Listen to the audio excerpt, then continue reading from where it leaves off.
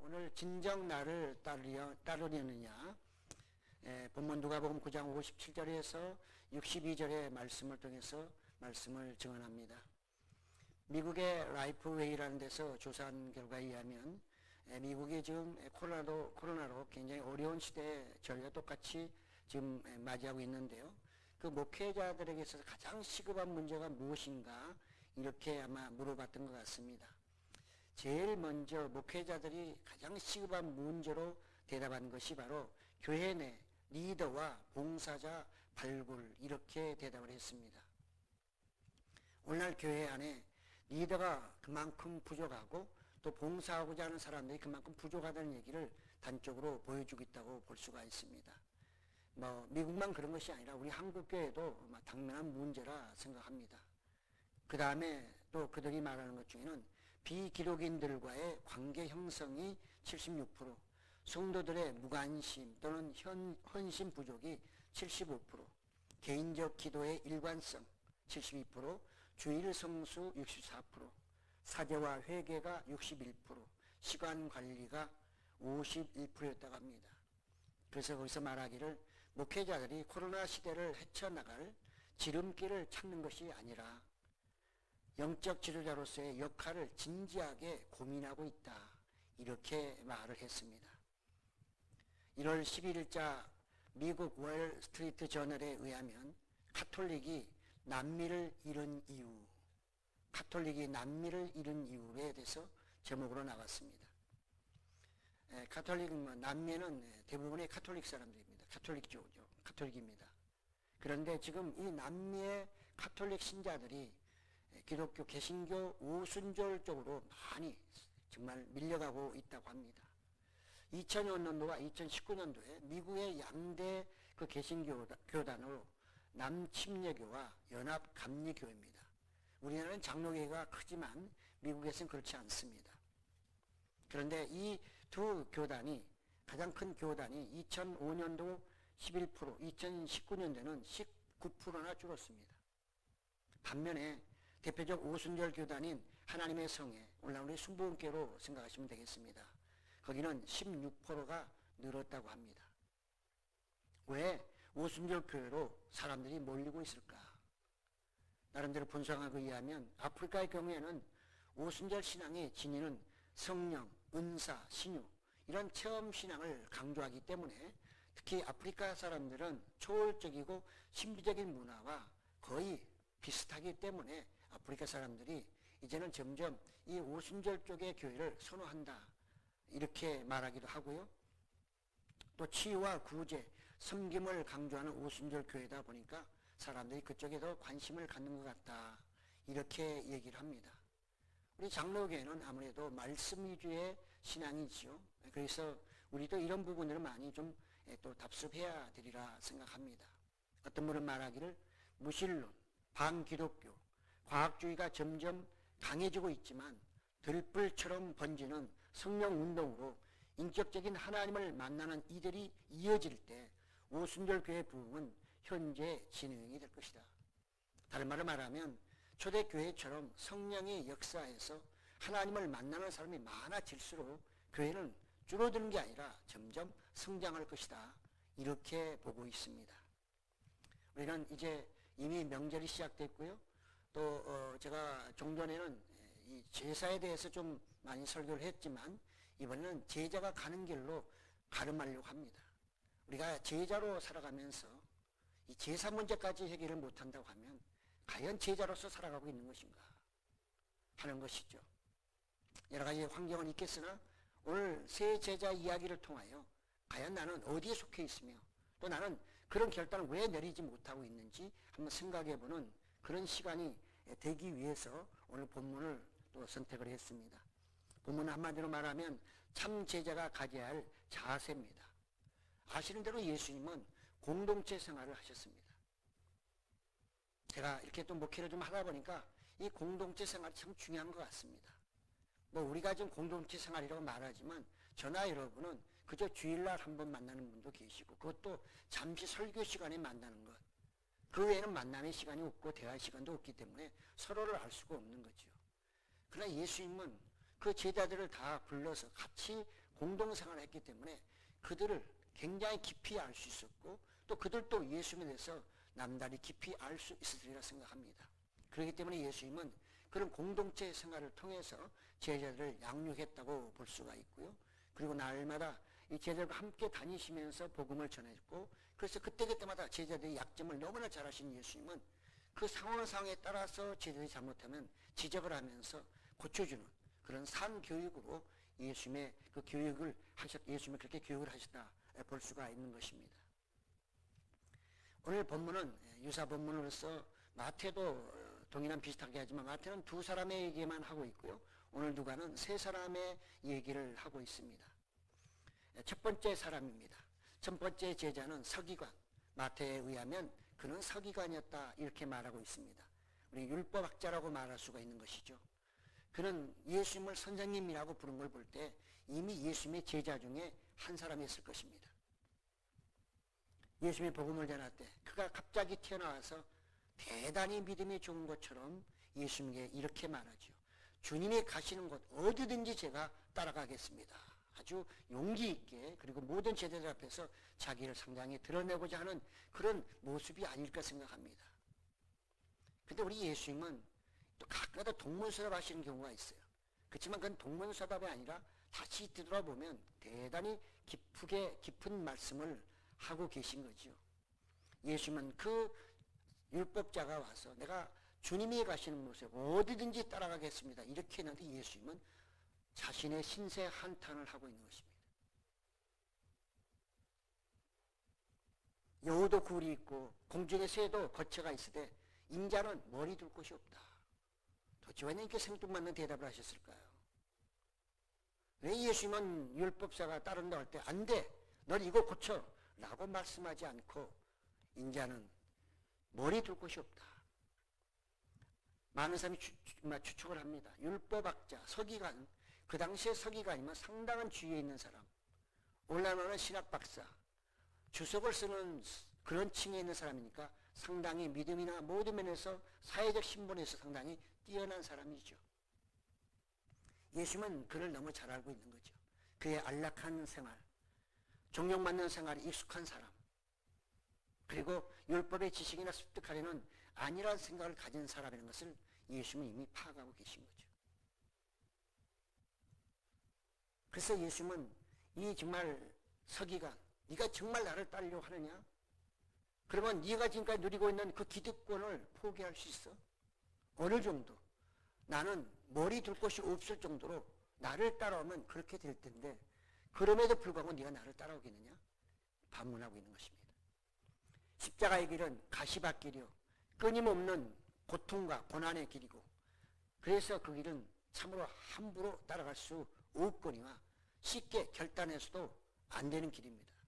그 때문에 예수님 그에게 좀 심각하게 고민하고 충분히 생각한 후에 결정해야 되지 않겠느냐고 말씀하고 있는 것이죠.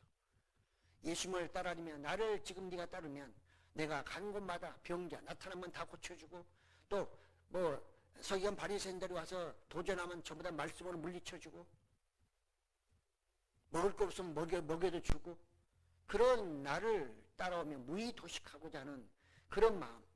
예수님을 따르기 역시 말씀이 우리가 배우는 것보다는 훨씬 차원이 높아. 그러니까 예수님 따라하면서 그 말씀의 깊이를 좀 더 내가 알아야 되겠다. 더 멋있는 내가 학자가 돼야지. 이런 마음으로 너 지금 나를 따르려고 하는 거 아니야? 어림도 없는 소리다 이거죠. 그래서 예수님은 어디든지 따라가겠나이다 할 때 나는 머리 둘 곳이 없는데 그럼에도 불구하고 나를 따를 수가 있겠느냐 이렇게 물어보셨던 것입니다.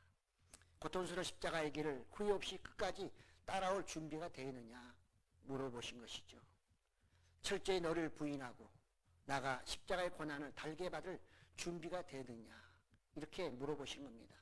하늘나라에서 물론 영광이 보장이 되긴 하지만 이 율법학자에게는 좀 더 심사숙고하고 좀 더 깊이 묵상하면서 주님을 알았어야 되고 주님의 가는 길이 어떤 길인지 그가 알았더라면 이렇게 수많은 사람들 제자들 앞에서 불쑥 튀어나가지고 주님이 가시는 길은 어느 곳이라도 제가 따라가겠습니다.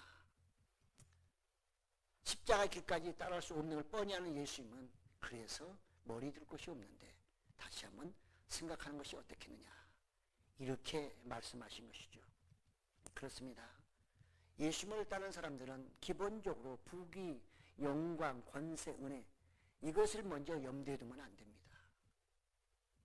그것은 예수님을 잘 따라가는 사람들에게 하나님이 거기에 맞게끔 주시는, 그것은 상급에 불과한 것이죠. 예수님을 따르려고 하면 기본적으로 우리는 고난은 당연히 내가 받아야 된다고 생각을 해야 하는 것입니다. 여러분, 제자가 가는 길은 녹록지 않습니다. 천국을 침노하는 것이 그렇게 쉬운 것일까요? 세상의 목적 하나 이루는데도 밤을 새고 피를 흘리고 땀을 흘려야지 그거 하나 쟁취하는데, 천국을 갖다가 침노하는 것이 그렇게 쉬울 것 같으면 누구든지 다 천국 가버리죠. 그렇지 않겠습니까? 예수님도 하나님의 아들이지만 하나님의 그 뜻을 이루시기 위해서 몸소 십자가를 지셔야 됐고 그 고난의 길을 가신 것입니다. 그러면 제자들이 예수님을 따른다고 하면 당연히 그 길을 따라가야 되는데, 그 길은 좀 나중에 생각하고 먼저 예수님이 누리고 있는 수많은 사람들이 그를 존경하고 그냥 어떤 병이라도 예수님이 만지기만 하면 다 고침을 받고 하니 그분의 능력, 이런 것들만 생각하며 예수님을 따른다면 이는 큰 오산이라는 거죠. 오늘날 우리가 하나님의 사람이고 나가서 예수님을 따르는 그런 제자로서 과연 우리는 어떻게 살아가고 있나? 앞에도 말씀드렸지만 우리가 신앙생활을 오래 하면서도 아직도 추도 예배 하나 해결을 못하고 여전히 세상사에 끌려다니면서 제사 안 되면 내가 그 사람들이 왕따 당할까 봐, 또 내가 제사 안 되면 사람들이 나를 아주 버릇없는 인간, 조상도 모르는 사람이라고 비난받을까 봐 그거 두려워서 아직도 못 긋습니까? 그리고 제자라고 따라다닐 수 있습니까? 그리고 내가 예수님의 제자라고 어디든지 따라가겠다고 고백할 수 있을까요? 이건 불가능한 것입니다.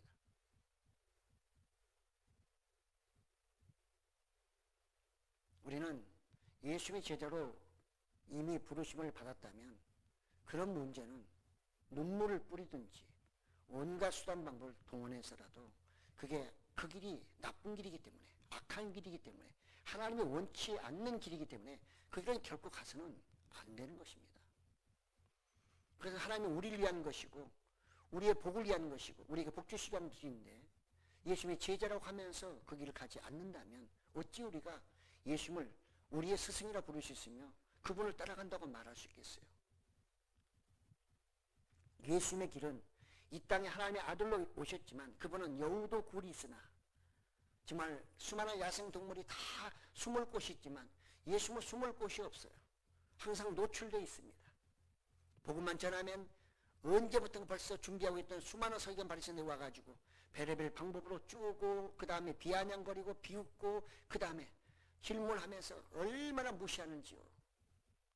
예수님은 그야말로 그럴 때마다 말씀을 전하고 또 피하며 여기 이 동네 저 동네 다니며 나그네 길을 사셨던 것입니다. 우리는 그렇게까지는 안 되더라도 정말 우리가 신앙생활을 하면서 제자로서 가야 될 길을 가려고 애를 쓰는 그런 모습은 오늘날 우리에게 필요하다는 거죠. 공중에 새도 거처가 있다고 했습니다. 아무리 적은 새들도 보면 나무에 자기 집을 만들든지 돌 사이에 집을 만들든지 어딘가 집이 있는데, 예수님은 피할 곳이 없다, 쉴만한 곳이 없다. 예수님은 어디 좀 쉬러 가시면요, 사람들이 어떻게 알았는지 그냥 그 앞에 와가지고 문 두드리고 아우성 치고 난립니다. 내 병 고쳐달라, 내 문제 좀 해결해달라 해가지고 쉴 수가 없어요. 그래서 예수님은 그야말로 육신적으로나 정신적으로 쉴만한 여력이 없는 그런 분이었습니다.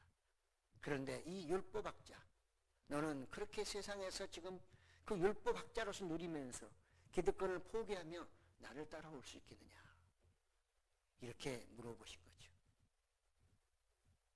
대답은 어떻게인지 모르겠으나 성경은 우리에게 답을 주지 않고 있습니다. 그렇습니다. 예수님을 따르려고 하면 우리는 세상 것보다는 하나님을 먼저 생각해 하는 것이 우리가 마땅히 가야 될 신앙의 길이고 제자도라 할 수가 있는 것이죠. 두 번째 사람입니다. 예수님이 이제 이 사람에게는 나를 따라오라. 율법학자는 자기가 예수님을 따른다고 할 때 예수님은 그렇게 대답했지만 이번에는 예수님이 너는 나를 따라와 이렇게 말씀했습니다. 그 사람은 어떤 사람인가요? 그 사람은 제가 예수님을 따르겠으나 먼저 우리 아버님이 돌아가셨으니 가서 제사를 드린 다음에 주님을 따르게 허락해 주십시오. 이렇게 대답을 했습니다. 그때 예수님 또한 생뚱맞게 말씀하시죠. 죽은 자들로 자기의 죽은 자들을 장사하게 하고 너는 가서 하나님의 나라를 전파하라. 죽은 자들로 죽은 자들을 장사하게 하라. 네가 진정으로 산 자라면 거기 가지 말고 너는 사람을 살리는 그 역할, 복음을 전하라. 하나님 나라를 선포하라. 나를 따르라. 이렇게 말씀했던 것입니다. 부칠상을 당한 이 사람이 당연히 아버지의 장례식에 참여하는 것은 뭐 당연한 것 아니겠습니까? 근데 예수님은 오히려 지금 그 사람에게는 가서 장사 지낸다는 나를 따라오라고 하셔도 될 법한데 아니라는 것입니다. 너는 거기 가지 말라는 것입니다. 거기 가지 말고 하나님의 말씀을 지금 선포하라는 것이죠. 네가 지금 선포해야만 살 사람이 있다는 것이죠. 그러니 얼마나 예수님이 무정한지요. 그러면 예수님은 부모가 죽는 것도 신경 쓰지 않고 사람이 죽든 말든 가족이 죽든 말든 전혀 관심 없이 그냥 오로지 주의 길만 가고 하나님만 섬기면 된다는 뜻일까요? 아닙니다. 이것은 특별한 상황입니다. 유대인들은 기본적으로 사람이 죽으면 그 장례를 잘 치르는 것이 그들의 율법적인 의무입니다. 그렇기 때문에 부모님이 만약에 돌아가시게 되면 장례식에 반드시 자녀들은 동행을 해야 됩니다. 우리가 사람이 죽으면 시체를 만지는 걸 더럽다고 성경은 말하지만 제사장의 경우에는 만약에 너희의 부모나 형제가 죽거든 가서 장례식에 참여하라고까지 성경은 말하고 있습니다. 그러면 예수님은 지금 율법을 어기는 것이잖아요. 장례식에 가서 더군다나 아버지가 돌아가셨는데 거기에 가서 자기가 장례를 치고 와야 그게 윤리 도덕적으로나 성경적으로나 맞는 것인데 예수님은 지금 율법을 어기고 있는 것입니다. 그러니까 유대인들이 볼 때는 저 예수님은 날마다 율법을 어긴다 이렇게 말하고 있는 것이죠. 그렇지만 예수님이 그렇게 율법을 어기면서 일부러 그렇게 했습니까? 이 제자는 제사를 지내러 아버지한테 가면 아버지 집에 가면 그는 거의 안 돌아올 가능성이 높은 사람입니다. 그러면 예수님하고 영원히 끝날 수가 있는 사람이에요. 그걸 예수님께서 알고 계신 거죠. 그 사람의 성품을 잘 알기 때문에. 그래서 예수님은 그 사람에게 가서 제사를 지내고 장례를 지내고 오라 이 얘기를 하시는 게 아니라 가지 말고 너는 나를 따라오라. 복음을 전파하라. 하나님 나라를 선포하라. 이렇게 말씀하고 있는 것이죠. 예수님은 그 사람에 따라서 처방을 달리 내리고 있는 것입니다. 이것이 모든 사람에게 다 적용되는 것은 아닌 것입니다. 우리 각자의 처한 상황들이 있습니다. 그 처한 상황 속에 주님은 나에게 이런 경우에는 뭐라고 하실까? 또 이런 경우를 내가 어떻게 해야지 주님의 제자로서 가는 길인가 하는 것을 우리에게 깊이 생각하라는 말씀이죠. 그는 예수님 말씀하시죠. 아버지의 장사도 중요하지만 지금 영혼적으로 아직 죽어있는 그들은 그냥 그들끼리 장사를 지내며 슬퍼하고 그냥 애통의 하락에 놔둬라. 그렇지만 너로 말미암아 지금 살아야 될 사람 너는 오히려 그 시간에 복음을 전함으로 죽어야 될 사람이 살아나고 영적으로 죽은 사람이 살아나는 그 일을 감당하는 것이 훨씬 더 가치가 있다는 것입니다. 똑같이 일을 할 때 무엇이 더 가치가 있느냐는 그쪽에 선택하라고 예수님은 이 제자에게 강하게 지금 말씀하고 있는 것이고 훈련을 아주 강하게 시키고 있는 것입니다. 그렇습니다. 바로 그가 복음을 전하는 것이 예수님의 생각이었고 그것이 예수님의 제자가 가야 될 제자도였습니다. 하나님의 구원 계획이기도 했던 것입니다. 그렇기 때문에 참 제자는 먼저 하나님의 일을 생각해야 한다는 것이죠. 마태복음 6장 33절에 그런즉 너희는 먼저 그의 나라와 그의 의를 구하라. 그리하면 이 모든 것을 너희에게 더하시리라. 이렇게 말씀하고 있습니다. 하나님의 나라와 의를 구하는 것은 복음 선포입니다. 전도하는 것입니다. 전도자에게는 전도를 열심히 하게 되면 하나님이 먹을 것, 마실 것, 입을 것, 잠잘 것 다 해결해 주십니다. 오늘날 수많은 사람들이 간증하잖아요. 그들의 간증을 한번 들어보십시오. 사람으로서는 갈 수 없는 그 길을 헤쳐나가게 하시고 결국은 그들에게 세상적으로도 부귀영화도 주시고 권세도 주시고 해서 하나님의 일을 크게 하기 때문에 나와서 다 간증하지 않겠어요? 예수님 말씀입니다. 먼저 그의 나라와 그의 의를 구하면 내가 그 모든 것 필요한 것, 이방인들이 구하는 먹고 마시고 입는 모든 것들 다 도와해 주리라. 이 말씀을 믿고 따라오라는 것입니다. 제자가 하나님 말씀을 믿지 않고 예수님 말씀을 믿지 않고서야 어찌 예수님을 신뢰하며 따라갈 수가 있겠습니까? 우리는 제자도를 하면서도 제자도를 간다고 하면서도 예수님을 따르는 길을 가지 못할 때가 참 많습니다. 저나 여러분은 천국 본향을 홍보하는 홍보팀들입니다. 전도는 본향 홍보하는 것입니다. 홍보를 잘해야 많은 사람들이 유익도 되고 또 많은 사람들이 몰려들겠죠. 홍보를 안 하거나 잘못하게 되면 오지도 않거니와 많은 사람들이 기회를 놓치게 할 수도 있는 것입니다. 그러므로 우리가 하나님의 나라의 복음을 제대로 홍보해 줘야만 수많은 영혼들이 구원받을 수 있고 나아가 그들이 하나님을 만날 수가 있거든요. 그러니까 이 일을 해야지 지금 죽은 사람 거기에 가서 슬퍼하고 애통해하며 거기서 완전히 이제 묻혀가지고 그 슬픔 속에 묻혀가지고 아예 복음이고 뭐고 할 거 없이 예수님을 떠나버리는 것보다는 100번 1000번 낫다는 것입니다.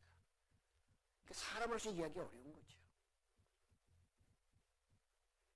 베드로전서 5장 1절에 말합니다.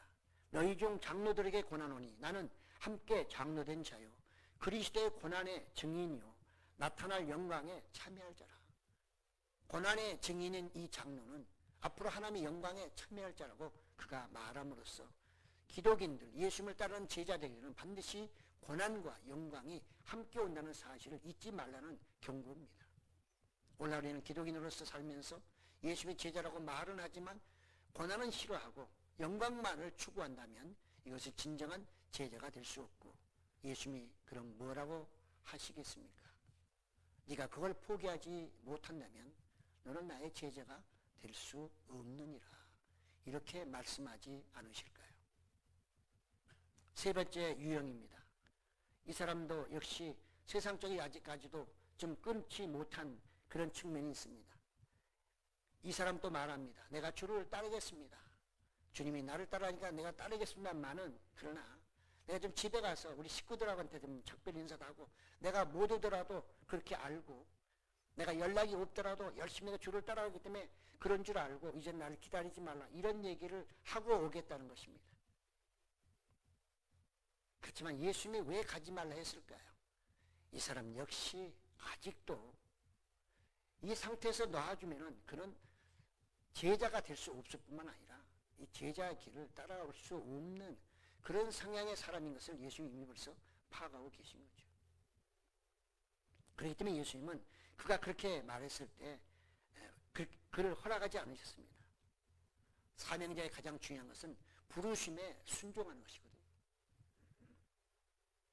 그래서 예수님은 그 사람에게 사람이 쟁기를 잡고 앞을 잘 보면서 해야지 이 고랑을 잘 이렇게 파헤쳐서 나중에 씨를 뿌릴 때 잘 뿌릴 수가 있는데 쟁기는 잡았는데 뒤 쳐다보고 옆에 쳐다보고 그렇게 해가지고 어찌 쟁기를 제대로 갈 수 있겠는가?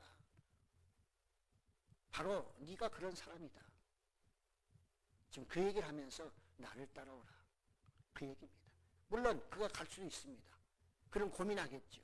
내가 가서 인사하고 올 것이냐 아니면 예수님 말씀대로 따라갈 것이냐 이거는 깊이 고민을 해봐야 할 것입니다. 예수님은 한번 부르시면 우리에게 요구하는 것이 뭐냐? 일편단심입니다. 두 마음을 품지 않고 주님을 따라오기를 바라는 것이 예수님의 마음이고 하나님의 마음인 것입니다. 하나님은 이스라엘 백성들을 그렇게 사랑하시고 아끼시면서 그들을 불렀지만 그들은 늘 두 마음을 품고 있었어요. 유대인들은 한 마음을 갖고 있는 적이 별로 없었습니다. 항상 두 마음을 갖고서 여기저기 다니면서 자기 유리한 대로 선택하고, 그러면서 말로는 하나님을 가장 섬기고 언약의 백성, 선민이라고 얼마나 자부심은 또 컸는지요. 배타심은 얼마나 컸는지요. 그래서 예수님께 책망받은 것이거든요. 어찌 보면 그들은 하나님의 부르심을 받았지만 정말 제대로 가지 못한 그런 군사지요. 우리는 나라에서 군인으로 불렸을 때는 그 군인은 집안의 모든 것, 염려근심 다 내려놓고 일단 입대해야 됩니다. 군생활 열심히 해야 됩니다. 집안일 생각난다고 집으로 돌아오면 그건 탈령입니다. 그건 용서하지 않습니다. 나라에서 불렀으면 나라에서 나머지는 다 책임집니다. 그 인생도 군대 생활할 동안에는 먹이고 입히고 다 해줍니다. 우리가 예수님의 제자로 부름받았다면 예수님도 우리를 그렇게 보호하시고 인도하시고 다 해결해 주시되, 우리가 해야 될 것은 끝까지 그분을 쫓아가는 것이고 거기서 벗어나지 않는 것이죠. 우리는 예수님의 정말 제자로서, 그리스도의 군사로서 이제는 예수님의 그 명령을 따르는 굳은 각오와 행동이 우리의 삶의 수반이 되어야 된다는 것입니다. 저는 오늘 이 말씀을 통해서 몇 가지만 우리 삶에 한번 적용해 보고자 합니다. 첫 번째, 참 제자는 하나님 우선주의합니다. 예수님을 따르는 제자들은 그 길을 막는 장애물을 과감하게 치워야 합니다. 쉽지 않죠. 그걸 치워내야만 내가 주님의 길을 걸어갈 수 있는 것이고 따라갈 수 있는 것이고 십자가의 고난도 달게 받을 수가 있는 것입니다. 그렇기 때문에 때로는 우리는 세상 윤리나 도덕도 멀리해야 될 때가 있습니다. 예수님이 바로 그랬습니다. 그런가 하면 세상 것을 때로는 완전히 포기할 때도 있어야 하는 것입니다. 이것은 예수님 하나님을 위한 것이지만 뿐만 아니라 우리 자신을, 제자들을 위한 것이기도 한 것입니다. 천국의 부활을 쌓는 일입니다. 죽어가는 영혼들을 살리는 것입니다. 하나님을 기쁘시게 하는 것입니다. 두 번째로, 참 제자의 조건은 조건을 걸면 안 됩니다. 예수를 따른다는 사람들은 어떤 조건도 제시해서는 안 됩니다. 이미 부르심에 순종하겠다고 다짐해야 하는 것이고 그 이상 그 이하도 아닌 것입니다. 예수님을 성공의 도구로 사용을 했던 율법학자에게 예수님은 지금 뭐라고 경고하고 있습니까? 너는 나를 따라와도 내가 머리 둘 곳이 없는 것처럼 너로 그런 자세로 나를 따라오지 아니하면 너는 영광을 받을 수가 없다는 말씀입니다. 제자는 예수의 명령에 절대 순종하는 자입니다. 요즘의 제자들은 조건이 많습니다. 예수의 제자가 되는데 이것저것 다 조건을 많이 달아서 그 조건을 들어주면 예수의 제자가 되겠다고 하는 것이죠. 그렇지만 그 조건이 예수의 제자를 제대로 만들어줄 수 있을까요? 순수하게 주님만 바라고 보고 가지 아니하면 그 조건들은 절대로 그 사람을 예수님의 신실한 종으로 만들어주지 않습니다. 오히려 타락하게 만들어버리는 것이죠.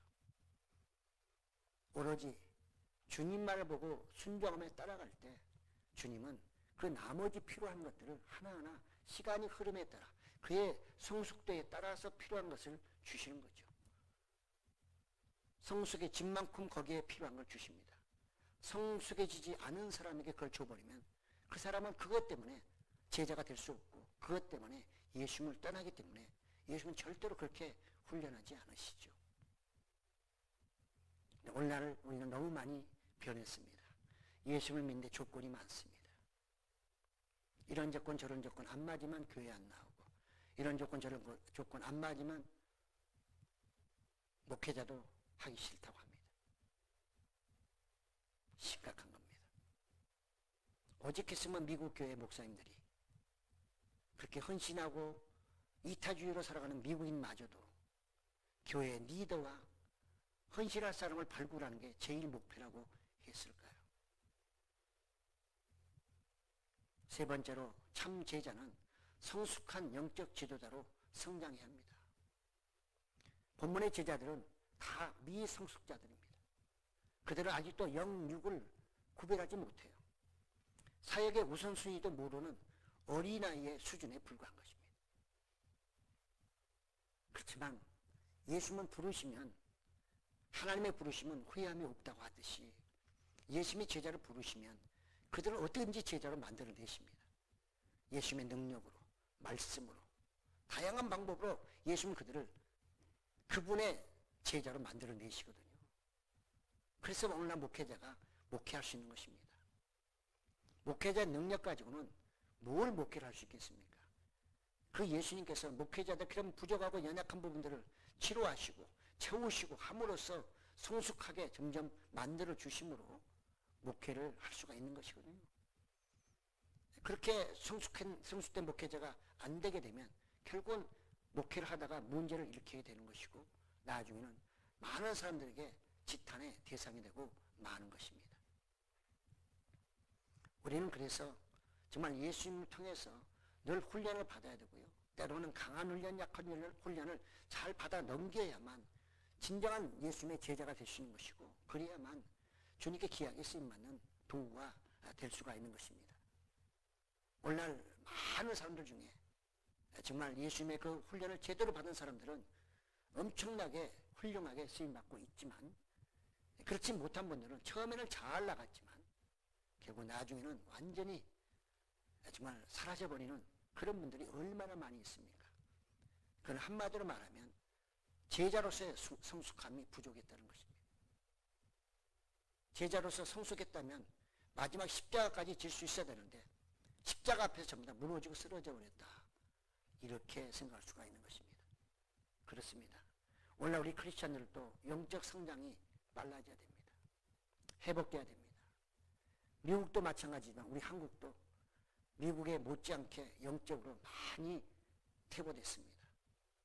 영적으로 회복되지 않으면 다른 건 무엇으로도 해결할 수 없습니다. 요즘에 인문주의적 설교가 또 유행하는 것 같습니다. 필요는 하지요. 그렇지만 그 경계선은 모호한 것입니다.